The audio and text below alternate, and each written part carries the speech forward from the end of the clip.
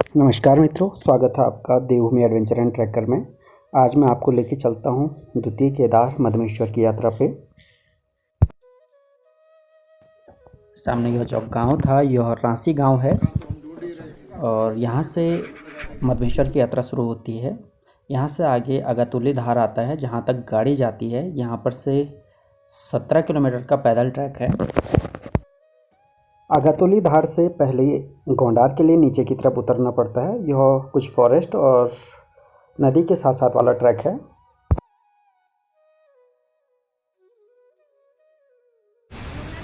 अगातुली धार से 2 किलोमीटर चलने के बाद एक विशालकाय वाटरफॉल आपका स्वागत करते हुए मिलता है। यह झरना बेहद ही खूबसूरत है, इस वजह से यहाँ पर काफ़ी सारे लोग फ़ोटो खींचते हुए आपको दिख जाएंगे।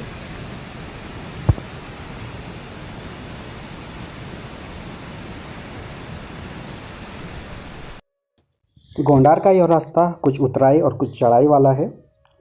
आगे चलने पर आपको मधुगंगा नदी के साथ साथ चलना है। मधुगंगा वही नदी है जो नंदी कुंड से निकल करके सामने आपको दिखाई दे रही होगी। प्राकृतिक नज़ारों से भरपूर इस रास्ते में आपको बहुत सारे स्लोगन जो कि आपको चट्टानों पर लिखे हुए दिख जाएंगे। इस यात्रा में हमारे साथ कुछ लोग जो कि कश्मीर से हैं, ये हमारे साथ चल रहे हैं और इनसे बातचीत करने पर पता चला कि यह उन्हीं कश्मीरी पंडितों में से हैं जिन्हें कि वहाँ से विस्थापित किया गया था। तो इस रास्ते में मुझे साथ साथ चलते हुए इनके बारे में जानने को भी मिला।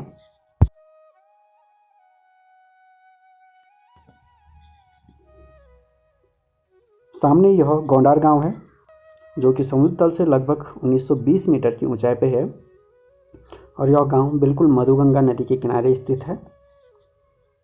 यह इस यात्रा पड़ाव का अंतिम गांव है। इसके बाद यहाँ पर आपको इस रूट पर चलते हुए आपको छोटे छोटे छानियाँ मिलेंगी जहाँ पर रुकने की और खाने की व्यवस्था होती है। कुछ दूरी पर चलने के बाद बंतोली आ जाता है।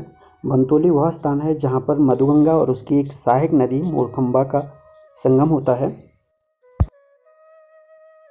बंतोली से आके आपको प्रत्येक 2 से 3 किलोमीटर की दूरी पे ऐसी छोटी छोटी दुकानें और होम स्टे टाइप के आपको मिल जाएंगे जहाँ पर रुकने और खाने की व्यवस्था होती है। बंतोली से आगे पूरा रास्ता चढ़ाई भरा है। यहाँ से मधमेश्वर की दूरी 11 किलोमीटर रह जाती है। सामने आपको मधुगंगा मोरखंडा का संगम जो कि बंतोली के बिल्कुल पास में है दिखाई देता हुआ। यह पुल है जिसे क्रॉस करके हम आए हैं।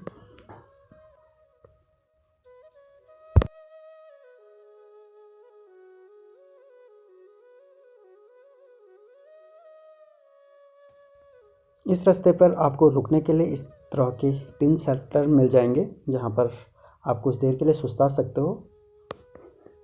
यह चढ़ाई वाला रास्ता है, इसलिए इस रास्ते को नापने में काफ़ी थकान लगती है।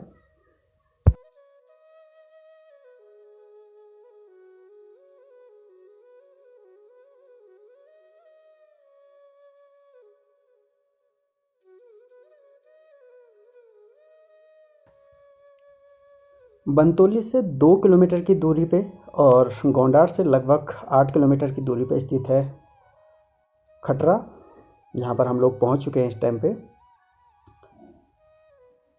यहाँ पर फॉरेस्ट डिपार्टमेंट की एक चौकी है।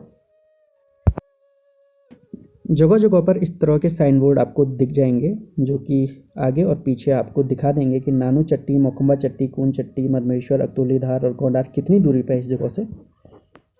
यह एक छोटी सी दुकान है जहाँ पर होम स्टे की व्यवस्था भी अवेलेबल है। यहाँ पर हमने नाश्ता किया और यहाँ से आगे के लिए निकल रहे हैं अब।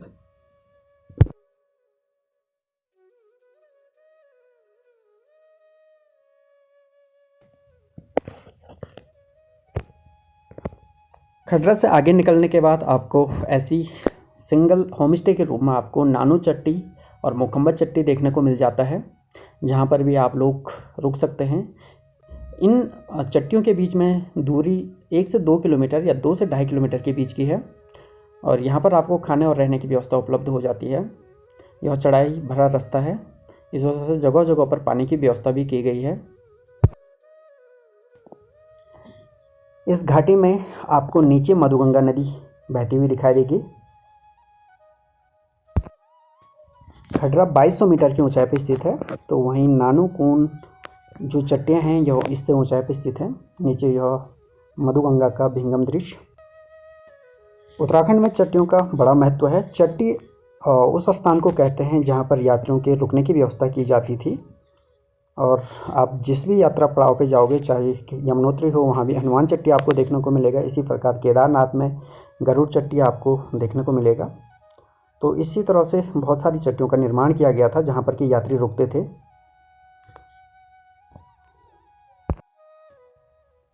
आगे यह स्थान कून चट्टी है और यह मधमेश्वर से पहले के आखिरी चट्टी है। यहाँ से मधमेश्वर लगभग 3-3.5 किलोमीटर के आसपास बच जाता है। यह पूरा ट्रेल अब मधमेश्वर तक फॉरेस्ट वाला है। इस यात्रा के दौरान आपको काफ़ी सुंदर दृश्य आसपास देखने को मिलेंगे। यह फॉरेस्ट ट्रेल भी है, साथ ही साथ इसमें कुछ रीजन सेमी अल्पाइन रीजन भी है। मधमेश्वर से आधा 1 किलोमीटर पहले कुछ इस प्रकार की पगडंडी शुरू हो जाती है, जो कि पूरी कंक्रीट से बनाई गई है और इसमें कंक्रीट का इस्तेमाल किया गया है। यह स्थान देव दर्शनी है, जहां पर से आपको भगवान भोलेनाथ के प्रथम दर्शन प्राप्त होते हैं। सामने देख सकते हो भगवान मधमेश्वर का मंदिर है और यह भगवान मधमेश्वर की नगरी है। तो दोस्तों, पहुंच चुके हैं हम मधमेश्वर भगवान भोलेनाथ के दरबार में। भगवान भोलेनाथ का द्वितीय केदार, जहाँ पर भगवान की नाभि भाग की पूजा की जाती है, मध्य भाग की पूजा की जाती है, इसीलिए इसे महेश्वर कहा जाता है। पंच केदारों में सर्वप्रथम केदारनाथ, द्वितीय मध्य महेश्वर, तृतीय तुंगनाथ, चतुर्थ रुद्रनाथ और पंचम कल्पेश्वर है। तो यह भगवान श्री मध्य महेश्वर जी का मंदिर जो कि आपके सामने, और यह मध्य महेश्वर जी की नगरी जो कि आपके सामने। यहाँ पर आपको कुछ दुकानें मिल जाएंगी। इन दुकानों में आपको रहने और खाने की व्यवस्था मिल जाएगी। यह मध्य महेश्वर का मंदिर है जो आपके बिल्कुल सामने है, समुद्र तल से 3225 मीटर की ऊंचाई पे। दोस्तों, यह सुबह का समय है, इस वजह से हमने बूढ़ा मधमेश्वर जाना बेहतर समझा। बूढ़ा मधमेश्वर से सुबह का दृश्य बड़ा ही सुंदर होता है। ज़्यादातर लोग सुबह के टाइम बूढ़ा मधमेश्वर की तरफ जाना पसंद करते हैं, इसलिए हम लोग भी बूढ़ा मधमेश्वर की तरफ चलते हैं। और यहाँ से सनराइज़ का दृश्य बड़ा ही विहंगम होता है, जो कि नंदीकुंड की पहाड़ियों की तरफ से दिख रहा होगा। सामने यह बूढ़ा मधमेश्वर का मंदिर है। कहा जाता है कि पहले भगवान मधमेश्वर की पूजा बूढ़ा मधमेश्वर में की जाती थी, इसलिए इसे बूढ़ा मधमेश्वर कहा जाता है, यानी पुराना मधमेश्वर। यह समुद्र तल से 3540 मीटर की ऊंचाई पर स्थित है। मधमेश्वर से बूढ़ा मधमेश्वर 1 से 1.5 किलोमीटर की दूरी पर स्थित है और बूढ़ा मधमेश्वर से आप हिमालय की विहंगम चोटियों का दृश्य देख सकते हो। टेम्पल है जो हम आए हैं हमारे गाइड मनीष जी के साथ। कहा जाता है कि पहले मधमेश्वर का टेम्पल यहीं पर था, लेकिन किसी कारणवश जल की असुविधा के कारण वो मंदिर को फिर नीचे ले लिया गया।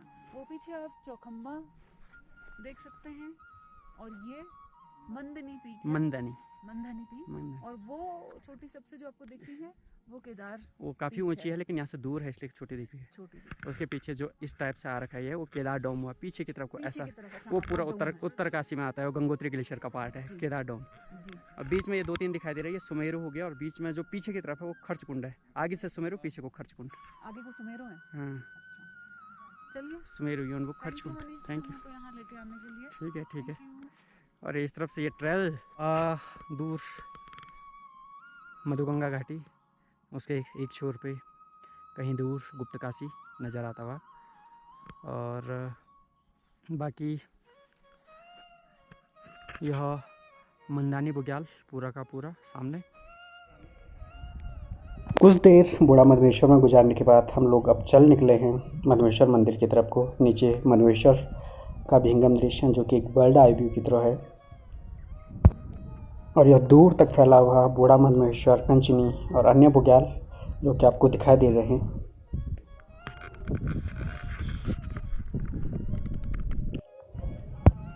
मधमेश्वर मंदिर के पृष्ठभाग में आपको इस टाइप की एक कैनाल दिखाई देगी। एक्चुअली में यह एक प्रोटेक्टिव वॉल है जो कि मधमेश्वर मंदिर को किसी लैंडस्लाइड या वाटर से बचाने के लिए किया गया है।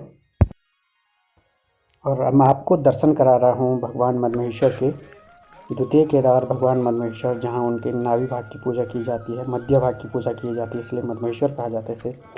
सामने यह देख सकते हो, यह मधुमेश्वर भाग जो कि पांडव शैली का एक मंदिर है और इसे कत्यूरी शैली भी कहा जाता है। यह उत्तर भारत की एक शैली है। यह मंदिर एक समतल जगह पर बना हुआ है जिसके आसपास बहुत ही खूबसूरत पानी के झरने हैं। यहाँ पर देख सकते हो आप, यह मधुमेश्वर की दुकान है और यह मधुमेश्वर मंदिर। मधुमेश्वर मंदिर वर्ष में 6 महीने खुला रहता है और यह मंदिर साल में सबसे लास्ट में बंद होता है। यह बद्रीनाथ मंदिर के बाद भी चलता रहता है, उसके बाद ही बंद होता है। और इसकी शीतकालीन पूजा ओंकारेश्वर मंदिर ऊखीमठ में की जाती है। मधुमेश्वर मंदिर के पास में ही आपको एक पानी की जलधारा दिखाई देगी जिसे गौमुख कहा जाता है और इसी के जल से भगवान मधुमेश्वर का जलाभिषेक किया जाता है। इसके अलावा मधुमेश्वर मंदिर के आसपास बहुत सारी जलधाराएं हैं और यहाँ पर देखिए आप, कुछ शिवलिंग, कुछ मूर्तियाँ ये आपको इस भाग में देखने को मिलेगी। सामने यह आपको उद्दक कुंड दिखाई दे रहा है। जलाभिषेक किया हुआ जल इस कुंड में आता है। इसके बाद आगे की तरफ जाओगे तो मध्यमेश्वर मंदिर के आप पृष्ठ भाग में पहुंच जाते हो। यहाँ पर आपको कई आकृतियाँ देखने को मिलेगी। इसके बाद यहाँ पर 2 मंदिरों का एक समूह है जिसमें गौरी शंकर मंदिर और पार्वती मंदिर प्रमुख हैं। ये 2 मंदिर जो हैं गौरी शंकर भगवान और पार्वती जी के लिए समर्पित है। इसके बगल में ही सरस्वती कुंड है जिसमें जलधाराएँ पूरी रहती हैं। सरस्वती कुंड कहा जाता है इसको। मधुमेश्वर जी के कपाट अप्रैल मई में से लेकर के नवंबर तक खुले रहते हैं और यहाँ से आप नंदी कुंड का ट्रैक भी कर सकते हो। साथ ही साथ जो आपका कंचनी ताल का जो ट्रैक होता है वो भी यहीं से होता है। इसके अलावा बहुत सारे ऐसे ट्रैक हैं जो कि इस क्षेत्र में पड़ते हैं। मधुमेश्वर मंदिर में आने का सबसे बेहतरीन वक्त होता है वह सितंबर अक्टूबर के टाइम पर होता है। उस टाइम पर यहाँ पर काफ़ी खूबसूरत मौसम रहता है।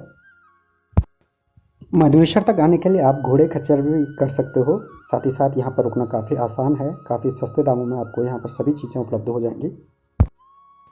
दोस्तों, यह वीडियो कैसा लगा आप कमेंट के माध्यम से ज़रूर बताएं। साथ ही साथ हमारे चैनल को सब्सक्राइब करना ना भूलें। मैं जल्दी मिलूँगा किसी अन्य वीडियो के साथ। तब तक के लिए धन्यवाद।